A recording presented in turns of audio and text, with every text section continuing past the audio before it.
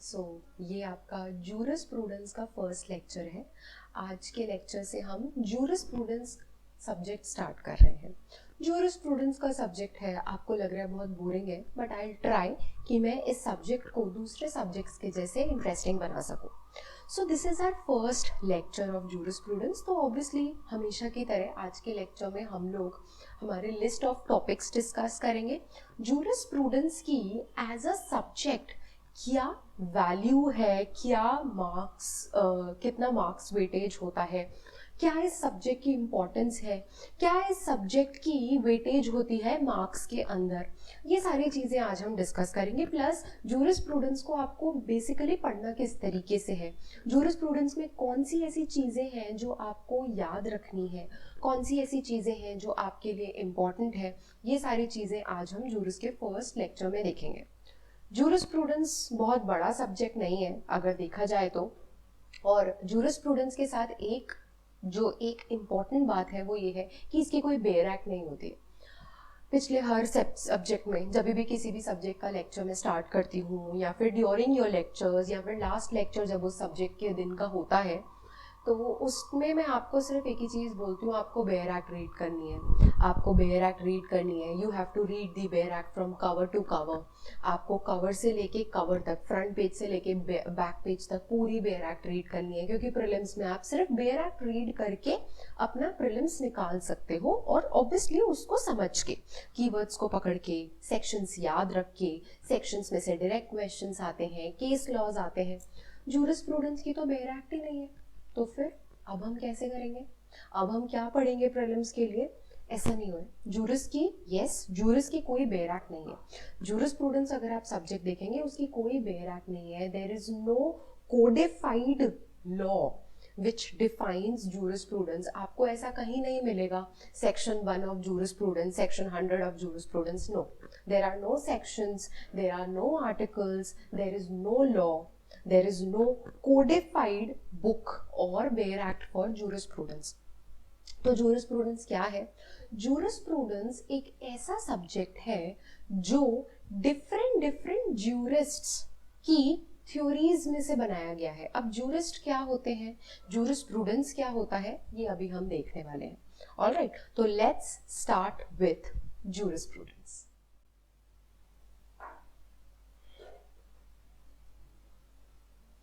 हम स्टार्ट कर रहे हैं आज जूरिस्प्रूडेंस। एज अ सब्जेक्ट अगर मैं बात करूं, तो जूरिस्प्रूडेंस बहुत स्कोरिंग सब्जेक्ट है। इट्स वेरी स्कोरिंग बिकॉज सबसे बड़ी बात, there is no bare act. इसकी कोई बेयर एक्ट नहीं होती है, इसकी कोई बेयर एक्ट नहीं है। देयर इज नो कोडिफाइड, इसके लिए कोई कोडिफाइड बुक नहीं है, कोई भी ऐसी बेयर एक्ट नहीं है। There are no sections. तो एक तो आपका काम यही आसान हो गया, आपको कोई सेक्शन नहीं याद रखने, आपको कोई आर्टिकल नहीं याद रखने, कोई भी ऐसी बेयर एक्ट नहीं है जिसमें कि मैं आपको ये बोल रही हूँ कि आपको ये सेक्शन से ये सेक्शन तक पढ़ना है, या फिर आपको कीवर्ड्स याद रखने हैं। कीवर्ड्स आपको इसमें भी याद रखने हैं, बल्कि इसमें पूरा का पूरा जो खेल ही कीवर्ड्स का है। जो जूरिस्ट है, डिफरेंट जूरिस्ट की जो थ्योरीज हैं, उसमें हर एक जूरिस्ट की थ्योरी का अलग अलग कीवर्ड है। मैं आपको जब ये पढ़ाऊंगी तो मैं आपको वो कीवर्ड के साथ उसकी थ्योरी याद करना सिखाऊंगी कि आपको। अब ऐसे तो इतने सारे, अभी आप लिस्ट ऑफ टॉपिक्स देखेंगे, just count the number of jurist जिनकी हम थ्योरीज पढ़ने वाले हैं। अब आपको लगेगा मैम इतने सारे लोग, सबसे पहले तो इनके नाम याद रखना, फिर कौन से जूरिस्ट ने कौन सी थ्योरी बोली है वो याद रखना। It is very difficult. No, it is not difficult. मैं आपको कुछ ट्रिक्स बताऊंगी जिससे आप हर एक जूरिस्ट की थ्योरी को याद कर सकते हो। ऑलराइट, कीवर्ड्स होते हैं बहुत सारे, आप उनके नाम के साथ उनको कनेक्ट कर सकते हो। आप अपनी कुछ सीरीज वैसी बना के, ट्रिक बना के उनको याद कर सकते हो। मैंने बहुत सारी ट्रिक्स बना के रखी हैं, तो मैं आपके साथ वो शेयर करूंगी, बट वो लेक्चर्स में जब जब जो टॉपिक आएगा उसमें जिस भी तरीके की कोई ट्रिक होगी, कुछ भी होगा, तो I will be sharing it with you definitely. Alright, अभी के लिए मैं आपको सिर्फ इतना बताऊंगी कि जूरिस्प्रूडेंस एक ऐसा सब्जेक्ट है जिसका कोई बेयर एक्ट नहीं है. It is not a codified act. It is not a codified act. That means इस सब्जेक्ट के अंदर आपको कोई एक वो आपकी प्रॉब्लम सॉल्व हो गई कि आपको सेक्शंस और आर्टिकल्स याद नहीं करने हैं.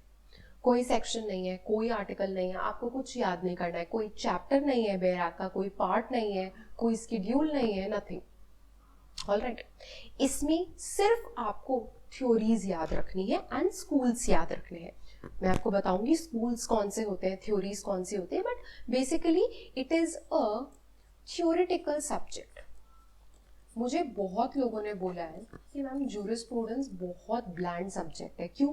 क्योंकि इट्स प्योरली थ्योरेटिकल. क्योंकि मैंने आपको बताया कोई बेयर एक्ट नहीं है, तो दैट इज वाई इसमें कोई प्रोसीजरल या कोई प्रैक्टिकल एस्पेक्ट नहीं है. कोई इलस्ट्रेशंस नहीं होते, कोई एग्जाम्पल्स नहीं होते, कोई केस लॉज नहीं होते. Theory theory theory theory. Yes, ये चीज I am accepting the fact कि इसमें कुछ प्रैक्टिकल एस्पेक्ट नहीं है. बट जब आप इस सब्जेक्ट को पढ़ोगे you will feel the sanctity of this subject. This subject has something in it कि आप इसके साथ बहुत अच्छे से कनेक्ट कर सकते हो. भले ही ये पूरा थ्योरेटिकल है, कोई प्रैक्टिकल एस्पेक्ट इसमें नहीं है, बट जब आप डिफरेंट डिफरेंट जूरिस्ट की थ्योरीज पढ़ोगे तो आपको उसमें लॉजिक नजर आने लगेगा. और जब आपको उसमें लॉजिक नजर आने लगेगा तो आपको ये बहुत इजीली याद हो जाएगा, और तब आपके लिए इतना बोरिंग भी नहीं होगा. अगर आप इसको हिस्ट्री के जैसे पढ़ोगे कि you just have to memorise it, कि आप बस इसको रट रहे हो, तो डेफिनेटली आपको ये बोरिंग लगने वाला है. बट अगर आप इसको लॉजिक के साथ कनेक्ट करके पढ़ोगे कि अच्छा नेचुरल स्कूल में ये बोला गया था, इसको इस जूरिस्ट ने क्रिटिसाइज किया था, किस ग्राउंड पे क्रिटिसाइज किया था, क्या आपको लगता है कि वो क्रिटिसिज्म सही था, इस तरीके से अगर आप इसको पढ़ोगे तो डेफिनेटली ये आपको बोरिंग नहीं लग सकता, because I did the same thing and this is one of my favourite subjects. तो इसीलिए ये सब्जेक्ट जो है ये थ्योरेटिकल जरूर है, बट ये बहुत लॉजिकली कनेक्टेड है. ये जो पूरा सब्जेक्ट है it is logically connected. And the very fact कि इसके अंदर कोई बेयर एक्ट नहीं है, आपका आधा काम वही खत्म हो जाता है. आपको सिर्फ नोट्स पढ़ने हैं, कोई बेयर एक्ट नहीं रीड करनी है, इलस्ट्रेशंस नहीं रीड करने हैं. इसमें से कभी भी कोई प्रैक्टिकल क्वेश्चन नहीं बन सकता है, हमेशा इसमें से थ्योरी क्वेश्चंस ही आते हैं. इसीलिए ये बहुत स्कोरिंग सब्जेक्ट है. अगर आपने स्कूल्स और जूरिस्ट और उनकी थ्योरीज ये आपने सीरीज में याद कर लिए हैं, तो आप इसमें अगर इसमें से 10 क्वेश्चंस आए हैं तो you can even get 10 out of 10 full marks.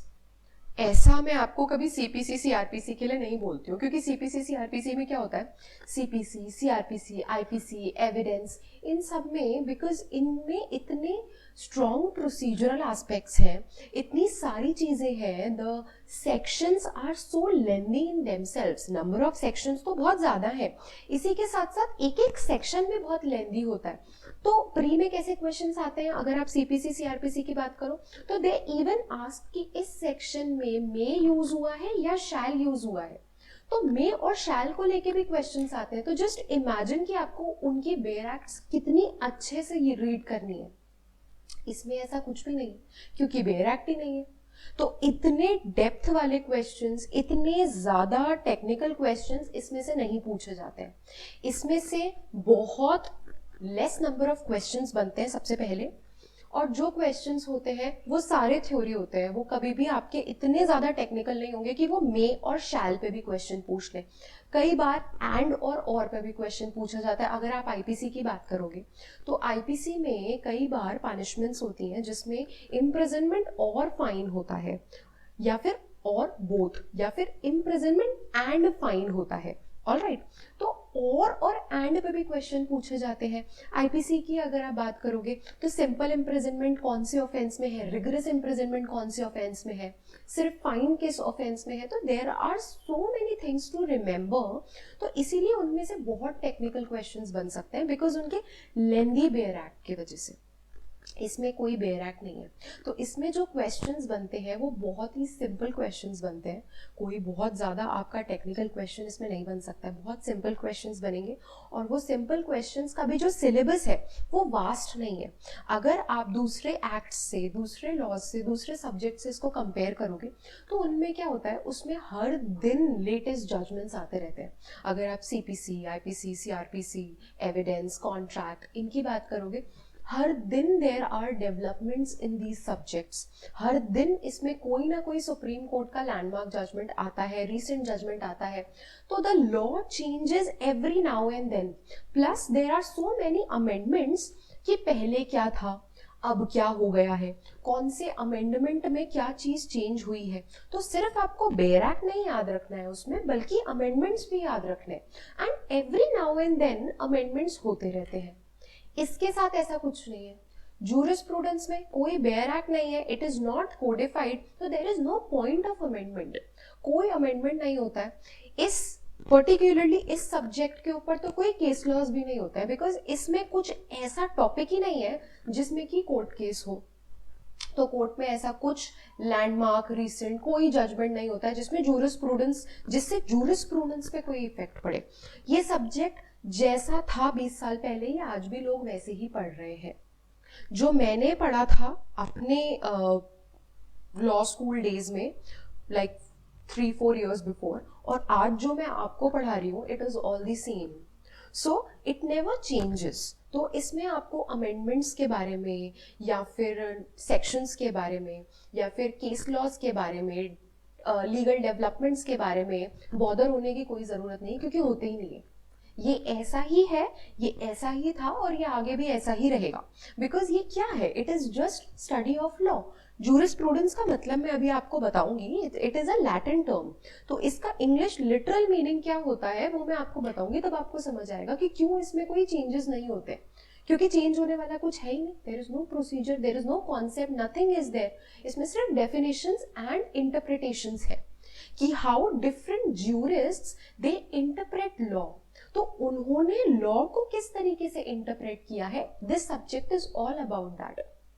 Montesquieu के अकॉर्डिंग लॉ क्या है, सैलमन के अकॉर्डिंग लॉ क्या है, ऑस्टिन के अकॉर्डिंग लॉ क्या है, फ्राइडमैन के अकॉर्डिंग लॉ क्या है, सिर्फ ये पढ़ना है। अब इसमें कोई चेंज नहीं हो सकता, क्योंकि उनके अकॉर्डिंग जो उनकी थ्योरी है वो अपने टाइम में लिख चुके हैं। अब आप उसको चेंज नहीं कर सकते हो, हमें उनको एज इट इज पढ़ना है। इसीलिए ये सब्जेक्ट बहुत स्कोरिंग है, बहुत it is very less lengthy, it is not lengthy at all. इसका जो स्कोप है वो बहुत लिमिटेड है, ये बहुत स्ट्रेच्ड लॉ नहीं है, बहुत ज़्यादा कंसाइज फॉर्म में है ये। ऑलराइट, ये बहुत कंसाइज लॉ है, बहुत स्ट्रेच्ड लॉ नहीं है, बहुत स्कोरिंग लॉ है। It never changes, there are no amendments, there are no case laws, the questions asked are very direct question. अच्छा, इस लॉ में से, इस सब्जेक्ट में से कभी भी कोई भी क्वेश्चन घुमा फिरा के पूछा ही नहीं जा सकता है। हमेशा जो आपके क्वेश्चंस आएंगे वो हमेशा डायरेक्ट आएंगे। Always there will be a direct question कि ये थ्योरी किसकी है, ये पर्सन कौन से स्कूल को बिलोंग करता है, या इनमें से कौन सा हिस्टोरिकल स्कूल को बिलोंग नहीं करता है, एटसेट्रा। ऑलराइट, तो इसमें से हमेशा डायरेक्ट क्वेश्चन ही बनेंगे। तो इसमें से लेंदी क्वेश्चन नहीं बन सकते हैं, इसमें से हमेशा डायरेक्ट क्वेश्चंस बनते हैं। ऑलराइट, तो ये एक बहुत बड़ा एडवांटेज है अगर आप इस सब्जेक्ट को अच्छे से करते हो। तो अगर इस सब्जेक्ट के 10 क्वेश्चंस आ रहे हैं, you can score 10 out of 10, तो आपके 10 मार्क्स सिक्योर हो जाएंगे। एंड जुडिशरी एग्जाम्स में, स्पेशली प्रीलिम्स एग्जाम में, आपको पता है कि आधे आधे, फॉरगेट अबाउट आधा, 1/4 नंबर से, जिसमें नेगेटिव मार्किंग होती है जिन स्टेट्स के अंदर, वहां पे 0.25 से भी बच्चे रह जाते हैं। सिर्फ 0.25 का डिफरेंस आता है और बच्चे का एग्जाम रह जाता है। तो 10 मार्क्स तो बहुत होते हैं। क्योंकि ये सब्जेक्ट बहुत इजी है, बहुत लिमिटेड है, बहुत सिंप्लीफाइड है, इस वजह से ये बहुत स्कोरिंग है। और स्कोरिंग होने के ये एक बहुत बड़ा मोटिवेशन है आपके लिए कि आप इस सब्जेक्ट को बहुत अच्छे से प्रिपेयर कीजिए, ताकि आप इसमें ज़्यादा से ज़्यादा मार्क्स सिक्योर कर सकें, ताकि कहीं ना कहीं जो आप आगे प्रोसीजरल लॉज में गलती कर सकते हैं वो कहीं आप इस सब्जेक्ट से कवर कर लें। ऑलराइट, क्योंकि इससे बहुत इजीली कवर हो सकता है। अगर आपने एक बार इस सब्जेक्ट को समझ लिया है, आप इसको बहुत इजीली कवर कर सकते हो। ये तो थी इस सब्जेक्ट के एडवांटेजेस और इसकी वैल्यू। अब मैं आती हूं कि ये कौन से स्टेट में पूछा जाता है। UPPCSJ, UPPCSJ that is UP judiciary. UP judiciary के एग्जाम में, यूपी के प्रीलिम्स में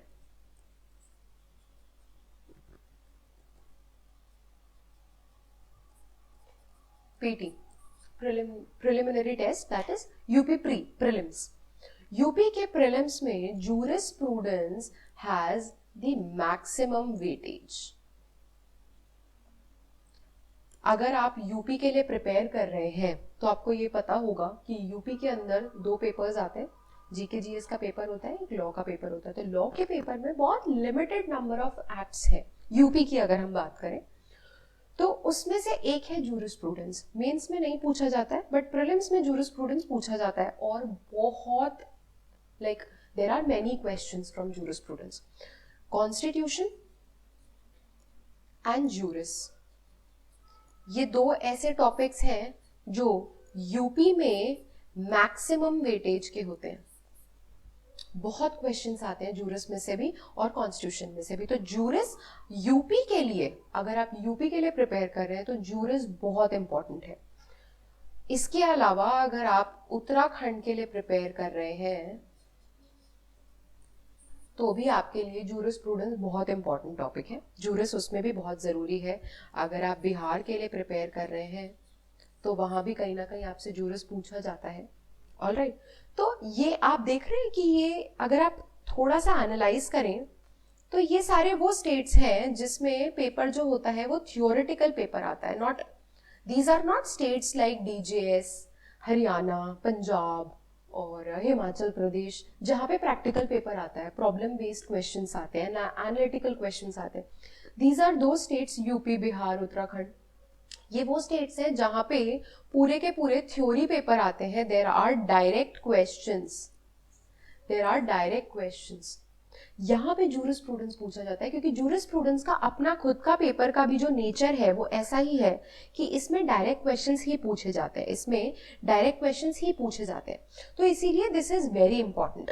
अगर आप यूपी के लिए प्रिपेयर कर रहे हैं तो प्लीज जूरिस पे अपनी अच्छी पकड़ रखिए क्योंकि जूरिस बहुत इंपॉर्टेंट है। और आप जूरिस्प्रूडेंस को अच्छे से प्रिपेयर अगर कर लेते हैं यूपी के लिए तो मार्क माई वर्ड्स, आप अपने लॉ वाले पेपर में बहुत अच्छा स्कोर कर सकते हैं क्योंकि यूपी में जूरिस में से बहुत सारे क्वेश्चंस आते हैं, इसीलिए ये बहुत इंपॉर्टेंट है। कुछ लोग आप में से ऐसे भी होते हैं स्टूडेंट्स जो जुडिशरी के साथ साथ अपने एलएलएम के लिए भी प्रिपेयर कर रहे होंगे, बिकॉज ऑब्वियसली अगर आप जुडिशरी के लिए प्रिपेयर कर रहे हैं तो या तो आप एलएलबी परस्यूइंग हैं या फिर आप एलएलबी ग्रेजुएट हैं। अगर आप एलएलबी ग्रेजुएट हैं तो अगर आप अपने एलएलएम के एंट्रेंस के लिए प्रिपेयर कर रहे हैं, स्पेशली अगर आप क्लैट के थ्रू, क्लैट में भी एक एलएलएम का पेपर होता है, CLAT LLM, CLAT PG, CLAT post graduation, उसकी अगर मैं बात करूं तो उसमें जूरिस्प्रूडेंस में से 50 क्वेश्चंस आते हैं total, which is the highest. तो उस पेपर में एलएलएम वाला जो आपका पोस्ट ग्रेजुएशन वाला जो आपका क्लैट का पेपर है जिसमें आप एनएलयूज में एडमिशन ले सकते हैं for your post graduation, that is your LLM, उसमें जूरिस के 50 क्वेश्चंस आते हैं, that is the highest of all the other subjects that are there in CLAT exam. Alright, तो जूरिस का वेटेज वहां भी बहुत है। अगर आगे जाके फ्यूचर में आप एनएलयू से एलएलएम करने का सोचते हैं तो जूरिस आपके लिए बहुत हेल्पफुल होने वाला है। ऑलराइट, तो ये तो है, मैंने आपको बता दिया जूरिस आपको कहाँ कहाँ काम आएगा, जूरिस की क्या वैल्यू है, जूरिस्प्रूडेंस हमारे लिए क्यों इजी है, क्यों मैं what I am doing, what are you trying to understand, I am trying to motivate you, because बच्चे जूरिस्प्रूडेंस को लेके बहुत ज्यादा डल होते हैं। क्योंकि जूरिस्प्रूडेंस काफ़ी थ्योरेटिकल सब्जेक्ट है, बहुत डल है। I understand, I can accept the fact कि it is dull, but trust me, अगर आप उस तरीके से पढ़ोगे जैसे कि मैं आपको लॉजिकली कनेक्ट करके बताऊंगी, तो वो डल नहीं रहेगा।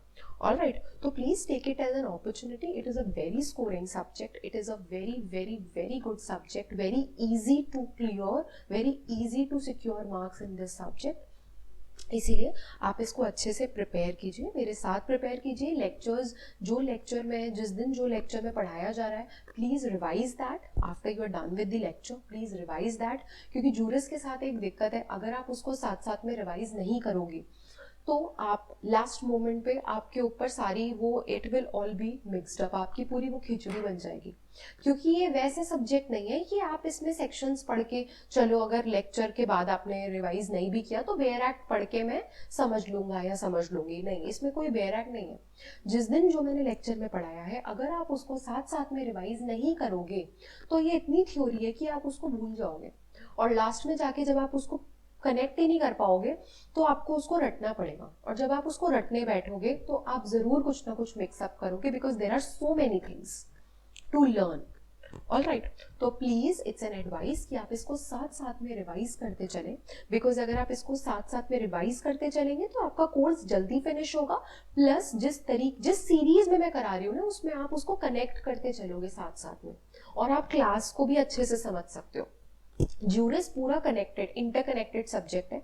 अगर आपने आज के लेक्चर को रिवाइज नहीं किया, अगर आज का लेक्चर आपने मिस किया, रिवाइज नहीं किया, अच्छे से नहीं सुना, तो नेक्स्ट लेक्चर में आपको प्रॉब्लम हो सकती है। तो इसीलिए please be attentive during your juris lectures. सिर्फ मेरे लेक्चर्स सुन के, सिर्फ मेरे नोट्स से आप यूपी जुडिशरी के अंदर अगर मैं बात करूँ तो जूरिस में बहुत अच्छे मार्क्स स्कोर कर सकते हो। This is a very good subject. All right, so ये है जूरिस्प्रूडेंस की इम्पोर्टेंस, और ये है कि जूरिस्प्रूडेंस कहाँ कहाँ पे पूछा जाता है। ठीक है, अब एक छोटा सा मैं आपको ब्रीफ इंट्रोडक्शन दे देती हूँ अबाउट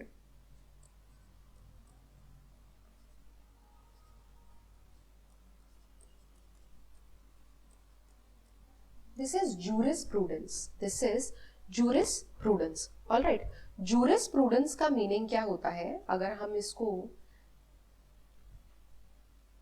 ऐसे देखें तो this is a Latin term, this has been actually derived. Jurisprudence तो इंग्लिश टर्म है, jurisprudence is an English term, but this has been derived from a Latin term, jurisprudentia। jurisprudence को derive किया गया है from a Latin term जिसे हम बोलते हैं jurisprudentia। जूरिस्प्रूडेंस इंग्लिश टर्म है, बट इसको डिराइव किया है हमने लैटिन टर्म से। कौन सा लैटिन टर्म है? जूरिस्प्रूडेंशिया। ऑल राइट, अब इसका मतलब क्या होता है? अगर हम इसको ब्रेक करते हैं तो पहला वर्ड हमारे पास आता है जूरिस, दूसरा वर्ड हमारे पास आता है prudentia. Juris means law, prudentia means knowledge और स्किल्स। जूरिस का मतलब होता है लॉ और प्रूडेंशिया का मतलब होता है नॉलेज और स्किल्स। और अगर हम इन दोनों वर्ड्स को कंबाइन करते हैं तो जूरिस्प्रूडेंस का मीनिंग निकल के आता है which means knowledge of law, या फिर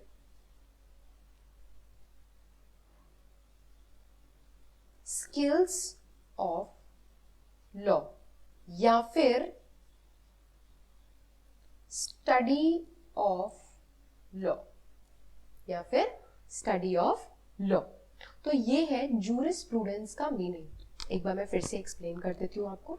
जूरिस्प्रूडेंस, हम पढ़ रहे हैं जूरिस्प्रूडेंस, ये क्या है? ये एक इंग्लिश टर्म है। इसको डिराइव कहाँ से किया है? इसको हमने डिराइव किया है एक लैटिन टर्म में से। कौन सी लैटिन टर्म है? जूरिस्प्रूडेंशिया। जूरिस्प्रूडेंशिया को अगर हम ब्रेक करते हैं तो हमारे पास दो वर्ड्स आते हैं, जूरिस एंड प्रूडेंशिया।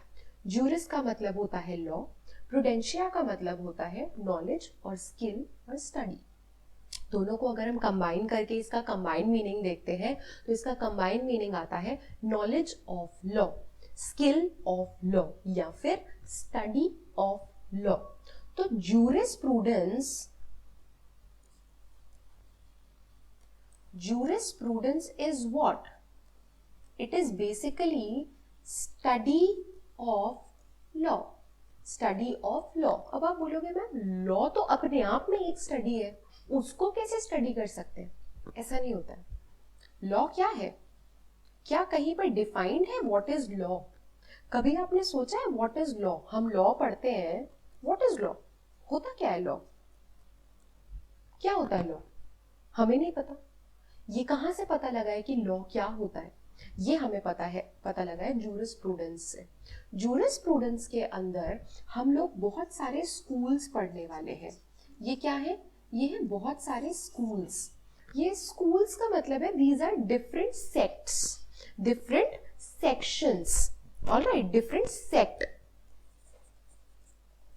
जिसका मतलब है different sections of the society, जिन्होंने अपने अपने तरीके से इस वर्ड लॉ को इंटरप्रेट किया है। और हर एक स्कूल का अलग अलग नाम है। क्यों? क्योंकि जो उस स्कूल का नाम है उस स्कूल ने उसी नाम की थ्योरी लॉ के ऊपर अप्लाई की है। जैसे कि अगर देखूं realist school, there is a school called realist school. Realist school के जितने भी जूरिस्ट हैं उन्होंने लॉ को इंटरप्रेट किया है। उन्होंने लॉ को इंटरप्रेट किया है किस बैकग्राउंड को दिमाग में रखे? रियलिस्ट स्कूल को दिमाग में रखे। रियलिस्ट का क्या मतलब है? Something which is real, something which is practical. तो उन्होंने लॉ को डिफाइन किया है इन अ रियल और प्रैक्टिकल मैनर। इन्होंने रियल और प्रैक्टिकल चीज को कंसिडर करके लॉ को डिफाइन किया है। ऑलराइट, तो हर एक स्कूल का एक नाम है, हर एक स्कूल का एक बैकग्राउंड है। ऑलराइट, एक है फिलोसफिकल स्कूल, तो उन्होंने उनमें उस फिलोसफिकल स्कूल में जितने भी जूरिस्ट हैं उन्होंने लॉ को डिफाइन किया है अपने स्कूल के बैकग्राउंड से, दैट इज फिलोसफिकल। इन्होंने लॉ को बताया, लॉ को एक फिलोसफी के तौर पे बताया कि लॉ क्या होता है। लॉ एक फिलोसफी, उनके अकॉर्डिंग लॉ एक फिलोसफी है। रियलिस्ट स्कूल के अकॉर्डिंग लॉ क्या है? Law is a practical procedure. Natural school के अकॉर्डिंग लॉ क्या है? Law is something related to nature. Alright, historical school के according law क्या है? Which is carried on like a custom or something which is carried on from history, which is derived from history, जो history में बनते थे laws। ठीक है, तो हर एक स्कूल की अपनी अपनी थ्योरी है और जिस नेचर की उनकी थ्योरीज होती है उसी अकॉर्डिंग उन स्कूल्स के नेम्स हैं। इन स्कूल्स के अंदर होते हैं वेरियस काइंड्स ऑफ ज्यूरिस्ट्स। ये जूरिस्ट क्या होते हैं? They are law experts. ये एक्सपर्ट्स होते हैं। Experts of what? Experts of law. ये ऐसे लोग होते हैं जिन्होंने लॉ की बहुत इमेंस स्टडी कर रखी है और इन्होंने क्या किया है? इन्होंने डिफाइन किया है किसको? लॉ को। ठीक है, और हर किसी ने अपनी अपनी थ्योरी निकाली है और अपनी थ्योरी के अकॉर्डिंग लॉ को डिफाइन किया है कि भाई लॉ तो ये है, लॉ तो एक सोशल इंजीनियरिंग है, law is a science, law is an art. हर एक जूरिस्ट की अपनी अपनी थ्योरी है लॉ को लेके और वही तो हमें पढ़नी है। That's it, that's it. Alright, कौन से स्कूल्स हैं, कौन से स्कूल्स में कौन से जूरिस्ट हैं, कौन से जूरिस्ट ने लॉ को किस सेंस में इंटरप्रेट किया है, कौन से जूरिस्ट ने कौन सी थ्योरी अप्लाई करी है, दैट्स इट। ऑलराइट, इसके बाद एक छोटा सा टॉपिक और आता है, सोर्सेज ऑफ लॉ। देखो, सारी चीजें लॉ के आसपास ही घूमती भी है। Every topic under sub topic under this subject is revolving around this term law. इससे पहले स्कूल्स, जूरिस्ट, थ्योरीज किसकी है? ये क्या कर रही है? ये इंटरप्रेट किसको कर रही है? लॉ को कर रही है। इसके बाद दूसरा टॉपिक है सोर्सेज ऑफ लॉ। इसमें हम क्या देखेंगे? अब लॉ हमने समझ लिया कि हाँ भाई इन्होंने बोला है लॉ ये है। अब ये लॉ, इसके सोर्सेज क्या है? कहाँ से हमने ये लॉ उठाया है? आज अगर कोई लॉ हम फॉलो कर रहे हैं तो उसका कोई ना कोई सोर्स तो होगा। हर चीज का कोई ना कोई सोर्स होता है, हर चीज का कोई ना कोई स्रोत होता है, सोर्स होता है। ऑलराइट, जहां से हम उसे पिक करते हैं एंड देन हम उसे अप्लाई करते हैं। ठीक है, तो सोर्सेस पढ़ेंगे, जैसे कि कस्टम्स है, कई लॉज हमने कस्टम्स में से उठाए हैं। प्रेसिडेंट्स हैं, precedents are the landmark judgments of the superior courts, तो हमने उन प्रेसिडेंट्स में से लॉ बना दिया है। लेजिस्लेशंस है, कई सारे लेजिस्लेशंस होते हैं, उससे हम लॉ बनाते हैं। तो इसीलिए हम देखते हैं सोर्सेज ऑफ लॉ, हम वो देखेंगे। ऑलराइट, इसके बाद बहुत सारी अलग अलग और कॉन्सेप्ट्स हैं, जैसे duties, rights, possession, personality etcetera. तो ये सारी चीजें भी हम देखते चलेंगे। ठीक है, काफी सारी टर्म्स हैं जिन्हें डिफाइन किया गया है कि पर्सन क्या होता है, पर्सनालिटी क्या होती है, पोजेशन क्या होता है। ऑलराइट, तो ये भी डिफरेंट जूरिस्ट की ही थ्योरीज है, ये भी हम जूरिस्ट के पॉइंट ऑफ व्यू से ही पढ़ेंगे। यहाँ पे हम कुछ भी ऐसा नहीं पढ़ेंगे कि इस सेक्शन में ये लिखा गया है, इस केस में ये हेल्ड हुआ है। नो, यहाँ पे हम सिर्फ वो पढ़ेंगे जो जूरिस्ट बोल के गए हैं। इन जूरिस्ट ने क्या बोला है, हमें सिर्फ उससे फर्क पड़ता है और हमें सिर्फ वही याद रखना है। And that is what all about, that is like all about jurisprudence. अगर आपने ये याद कर लिया, jurisprudence is like nothing for you then. Alright, ये आपको याद रखना है, ये आपको अच्छे से करना है। ठीक है, तो ये है जूरिस्प्रूडेंस। तो मैंने आपको क्या क्या बता दिया है, let's just get a quick recap and then I will show you the list of topics जो कि हम पूरे के पूरे सब्जेक्ट में करने वाले हैं। ऑलराइट, जूरिस्प्रूडेंस मैंने आपको बताया, सबसे पहले मैंने स्टार्ट किया जूरिस्प्रूडेंस कैसे टाइप का सब्जेक्ट है, नेचर ऑफ द सब्जेक्ट, कि ये बहुत स्कोरिंग है, इसमें कुछ चेंजेस नहीं होते हैं, इसमें से क्वेश्चंस डायरेक्ट बनते हैं, कोई बेयर एक्ट नहीं है एक्सेट्रा। इसके बाद मैंने आपको बताया किन किन स्टेट्स में ये पूछा जाता है, क्या क्या इसका वेटेज होता है। ठीक है, इसके बाद हमने पढ़ा कि जूरिस्प्रूडेंस होता क्या है। जूरिस्प्रूडेंस एक इंग्लिश टर्म है which has been derived from a Latin term which is jurisprudentia. उसको अगर हम ब्रेक करते हैं तो हमारे सामने दो टर्म्स आते हैं, juris means law, prudentia means study और नॉलेज। तो अगर उसे कंबाइन करते हैं तो एक कंबाइन मीनिंग निकल के आता है, नॉलेज ऑफ लॉ या फिर स्टडी ऑफ लॉ। ऑलराइट, इसके बाद हमने इसमें मैंने आपको बताया स्कूल्स का क्या मतलब है, जूरिस्ट का क्या मतलब है, उनका क्या काम है, क्यों हम उनको यहाँ पे पढ़ रहे हैं, सोर्सेज ऑफ लॉ, थ्योरीज, सारी चीजें मैंने आपको समझाई।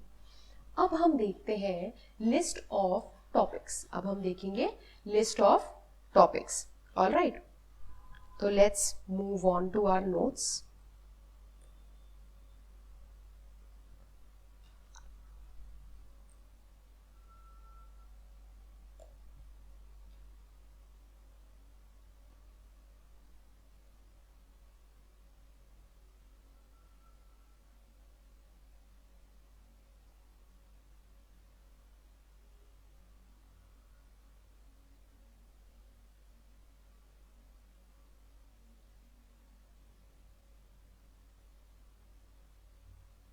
Okay, let's move on to our notes now. अब मैं आपको जूरिस्प्रूडेंस के टॉपिक्स के बारे में बताऊंगी, जूरिस्प्रूडेंस में कौन से टॉपिक्स हैं। ऑलराइट, ओके, हम पढ़ रहे हैं जूरिस्प्रूडेंस। फर्स्ट टॉपिक हम पढ़ेंगे इंट्रोडक्शन एंड डेफिनेशन। इसमें हम पढ़ेंगे कि जूरिस्प्रूडेंस क्या होता है। अब लॉ को जूरिस्प्रूडेंस में हमने देखा it is what, it is study of law. तो इसकी डेफिनेशंस भी है डिफरेंट, और ये डेफिनेशंस किसने दी है, ऑब्वियसली हम जूरिस्ट पढ़ रहे हैं तो ये दी है डिफरेंट जूरिस्ट्स ने। तो डिफरेंट जूरिस्ट ने, डिफरेंट लीगल एक्सपर्ट्स ने लॉ को, जूरिस्प्रूडेंस को डिफरेंट टाइप से डिफाइन किया है। तो हमें हर किसी की डेफिनेशन को पढ़ना है। टेंशन मत लो आप, इसको याद करने की ट्रिक्स मैं आपको बता दूंगी।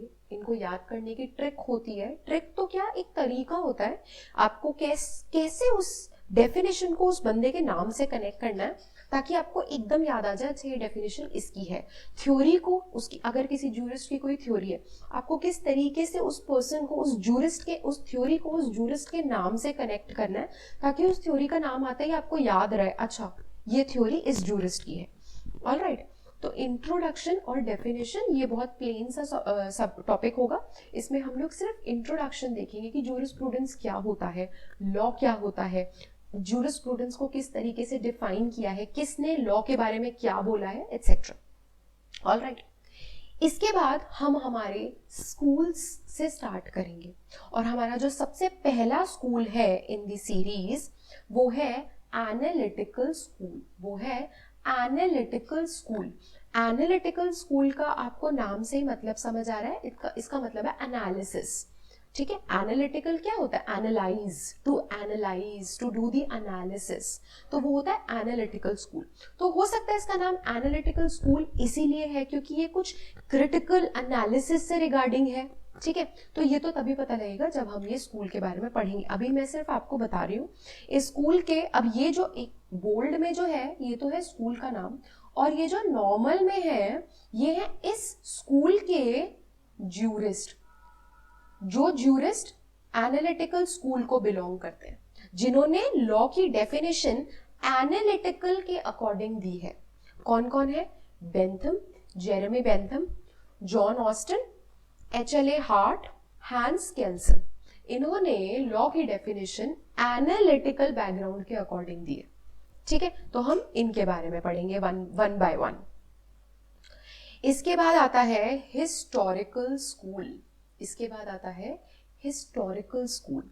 हिस्टोरिकल स्कूल क्या होता है? ये ऑब्वियसली आपको नाम से पता लग रहा है। हिस्टोरिकल का मतलब है something related to the history, something related to the history. तो डेफिनेटली ये हिस्ट्री से रिलेटेड है, मतलब ये कहीं ना कहीं लॉ को हिस्ट्री से कनेक्ट करने वाले हैं। तो इसके मेंबर्स कौन कौन है? इसके मेंबर्स हैं Montesquieu, Hugo Grotius, von Savigny, Puchta, Henry Maine. Alright, इसके बाद हम पढ़ रहे हैं फिलोसॉफिकल स्कूल। अब फिलोसॉफिकल स्कूल के नाम से ही आपको पता लग रहा है कि फिलोसॉफिकल स्कूल का मतलब है कि ये किस तरीके की थ्योरीज देंगे रिलेटेड टू फिलोसफी। ये बहुत फिलोसॉफिकल थ्योरीज देंगे। इनकी जो डेफिनेशंस होंगी, जो थ्योरीज होंगी, जो ओपिनियंस होंगे, जो क्रिटिसिज्म्स होंगे, it will all be based on philosophy. ठीक है, तो इस फिलोसॉफिकल स्कूल के अंदर कौन कौन है? Immanuel Kant, Fichte and Hegel. Alright, इसके बाद आता है हमारा रियलिस्ट स्कूल, जिसका मैंने आपको एग्जाम्पल दिया। रियलिस्ट स्कूल क्या है? रियलिस्ट स्कूल होता है वो स्कूल जो रियलिटी के बेसिस पे काम करता है, प्रैक्टिकलिटी को बिलीव करता है। ऑलराइट, इसमें कौन कौन आते हैं? जॉन चिपमैन ग्रे, जिनको हम ग्रे भी बोलते हैं, Holmes, alright, Jeremy Frank and Karl Llewellyn. Alright, तो ये है रियलिस्ट स्कूल के ज्यूरिस्ट्स, और इनको भी हम वन बाय वन पढ़ेंगे। ये है रियलिस्ट स्कूल के ज्यूरिस्ट। इसके बाद नेचुरल स्कूल आता है। नेचुरल स्कूल में कोई ऐसे specific, there is no mention, no specific jurist, लेकिन इसमें मिक्स्ड ओपिनियंस है कई सारे। इसमें मिक्स्ड ओपिनियंस है, इसीलिए यहाँ पे इनके ज्यूरिस्ट मेंशन नहीं है। बट जब आप नेचुरल स्कूल पढ़ेंगे तो उसमें मैं कई सारे लोगों की बातें आपको बताऊंगी, बट वो मिक्स्ड ओपिनियंस है, इसीलिए हम लोग इसमें कोई स्पेसिफिक किसी का नाम नहीं लेते हैं। ठीक है, इसके बाद हम डिफरेंट काइंड्स ऑफ ज्यूरिस्ट्स के बारे में पढ़ेंगे। हमें पर्सनली, मतलब अभी तक तो हम उनके बारे में पढ़ रहे थे in light with the school they belong to. हम अगर बेंथम की बात कर रहे हैं तो हम बेंथम की जनरल बात नहीं कर रहे हैं। हम अगर बेंथम की बात कर रहे हैं तो हम उसे कनेक्ट करेंगे सिर्फ एनालिटिकल स्कूल से, दैट्स इट। लेकिन अब जो हम पढ़ रहे हैं, अब हम पढ़ेंगे डिफरेंट ज्यूरिस्ट के बारे में कि एंशियंट पीरियड में कौन से ज्यूरिस्ट आए, देन मिडाइवल, देन मॉडर्न। ठीक है, सबसे पहले आए सोक्रेटिस, तो हम इनके बारे में पढ़ेंगे, इनकी थ्योरीज देखेंगे। देन प्लेटो, देन हम इनकी थ्योरी देखेंगे। आपने इनके बारे में हिस्ट्री में सुना भी होगा, ज्योग्राफी में भी सुना होगा। ऑलराइट, हम इनकी थ्योरीज देखेंगे, इनके बारे में पढ़ेंगे। इसके बाद आता है एरिस्टोटल के बारे में हम पढ़ेंगे, इनकी थ्योरीज देखेंगे। देन स्टोइक के बारे में पढ़ेंगे। देन सिसेरो, ऑलराइट, ये तो थे सारे के सारे एंशियंट एज के जूरिस्ट। इसके बाद हम आते हैं मिडिल एजेस पे। मिडिल एज क्या होता है? Middle age is the medieval age. इसमें आए थे Saint Thomas Aquinas, Saint Thomas Aquinas. Alright, हम इनके बारे में पढ़ेंगे। इसके बाद आता है पीरियड ऑफ रिनाइसेंस। एक स्टेज आती है, एक एज आती है जिसको बोलते हैं रिनाइसेंस। क्या होता है रिनाइसेंस, क्यों इसको रिनाइसेंस का पीरियड बोला गया था, मैं आपको ये सब तब बताऊंगी जब हम इस टॉपिक पे आएंगे। ठीक है, पीरियड ऑफ रिनाइसेंस में हम पढ़ेंगे ह्यूगो ग्रोशियस के बारे में, हॉब्स के बारे में, जॉन लॉक के बारे में एंड जॉन रूसियो के बारे में, इमैनुअल कैंट के बारे में एंड फिच के बारे में। ठीक है, इवन दो हम इमैनुअल कैंट, फिच और इन सब के बारे में ऑलरेडी ऊपर पढ़ चुके हैं, लेकिन हमने वो उनके बारे में सिर्फ उस स्कूल के रिगार्डिंग इंफॉर्मेशन पढ़ी थी। ठीक है, अब हम इनको यहाँ पे हम इनको जनरली पढ़ेंगे, इनके बारे में पूरा ऑलराउंडर बैकग्राउंड पढ़ेंगे। ठीक है, इसके बाद मॉडर्न पीरियड आता है। मॉडर्न पीरियड के अंदर सबसे पहले आते हैं Stammler, alright, then John Rawls आते हैं, जॉन रॉल्स, देन कोलर आते हैं and then John Finnis, Fuller and HLA Hart, Fuller and HLA Hart. तो ये सारे लोग हैं जो मॉडर्न पीरियड में आते हैं। ठीक है, इसके बाद मॉडर्न पीरियड में लास्ट आते हैं सैलमन, लास्ट आते हैं सैलमन। तो ये तो हम पढ़ लेंगे फिर सैलमन के बारे में। ठीक है, इसके बाद आते हैं सोशियोलॉजिकल स्कूल पे। नेक्स्ट स्कूल जो हमारा आता है वो है सोशियोलॉजिकल स्कूल। सोशियोलॉजिकल स्कूल का क्या मतलब है? Something regarding sociology. सोशियोलॉजी क्या होती है? Study of social science, study of social science या फिर study of society, study of society. तो ये कहीं ना कहीं सोसाइटी से, सोशल साइंस से रिगार्डिंग होगा ये स्कूल। ठीक है, इस स्कूल में कौन से मेंबर जूरिस्ट हैं? आयरिंग है, देन ड्यूगविट है, देन डर्कहीम है, ठीक है, यूजिन एलरिच है, ऑलराइट, एंड रॉस्कोपाउंड, ऑलराइट। इसके बाद हम जनरली जो हम पढ़ रहे थे जूरिस्ट के बारे में, हॉलैंड के बारे में हम पढ़ेंगे, हम जूलियस स्टोन के बारे में पढ़ेंगे कि इनका क्या कहना है। जूलियस स्टोन है, फ्राइडमैन है, ये लोग हमेशा क्रिटिसिज्म करते रहते हैं, तो इनके क्रिटिसिज्म सबसे ज़्यादा अच्छे होते हैं, तो हम वो पढ़ेंगे। ठीक है, इसके बाद एक टॉपिक आता है राइट्स एंड ड्यूटीज। इसमें हम बताएंगे, यहाँ पे हम किसी पर्सन के या किसी पार्टी के राइट्स एंड ड्यूटीज की बात नहीं कर रहे हैं, यहाँ पे हम बात कर रहे हैं rights and duties as a concept. हम पढ़ते हैं जब हम बेलर बेली बेलमेंट पढ़ते हैं तो बेलर के राइट्स, बेली के राइट्स, बेली की ड्यूटीज, बेलर की ड्यूटीज। जब हम सेल पढ़ते हैं तो हम पढ़ते हैं seller rights, seller duties, purchasers rights, purchasers duty.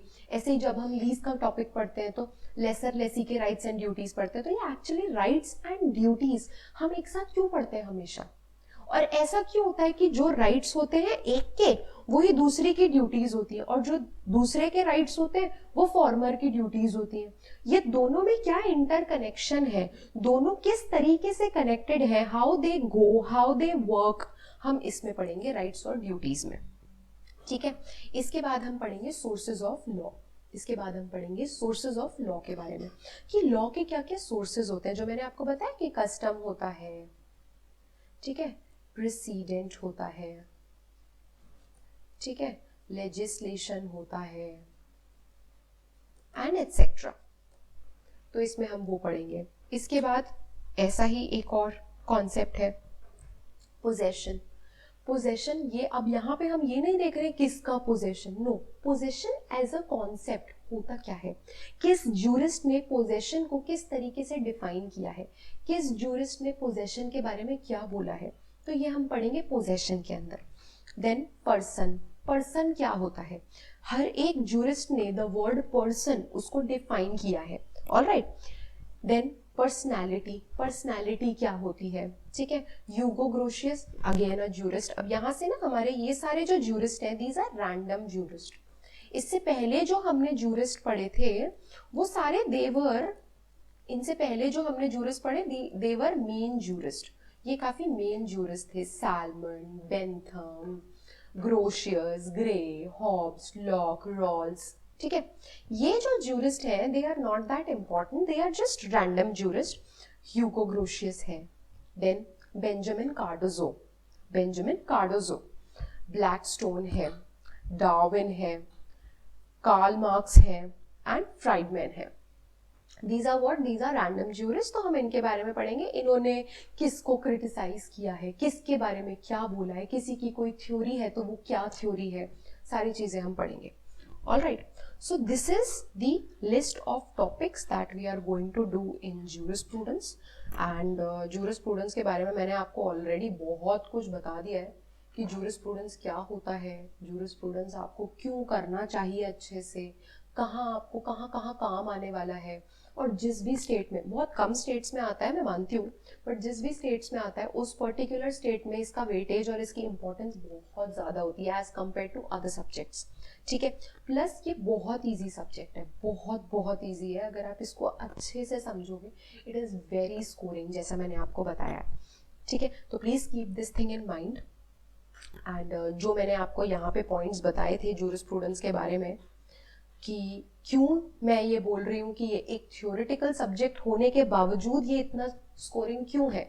Generally क्या होता है ना, हम बोलते हैं कि प्रैक्टिकल सब्जेक्ट स्कोरिंग होते हैं क्योंकि उसमें इधर यू आर राइट और रॉन्ग, मतलब अगर आप सही हो तो आप फुल के फुल मार्क्स लेके आ सकते हो क्योंकि वो प्रैक्टिकल चीज है, वो पूरा ठीक होगा. थ्योरी जैसा नहीं है. थ्योरी के आंसर्स में क्या होता है, हो सकता है आपने जो लिखा है वो दूसरे को समझ ना आए तो आप नहीं मार्क्स फेच कर सकते. बट इसमें क्या है, इसमें ऐसा कुछ है ही नहीं. इसमें the things are very limited, very confined. एक डेफिनेशन है, सपोज सैलमन ने अगर कोई डेफिनेशन दी है तो आप उस डेफिनेशन को तो चेंज नहीं कर दोगे ना. अगर आपने वो डेफिनेशन लिखी है तो आपको एग्जैक्ट मार्क्स मिलेंगे क्योंकि उस डेफिनेशन को कोई ना समझे या उस डेफिनेशन को लिखने का कोई दूसरा तरीका है, ऐसा तो नहीं हो सकता है.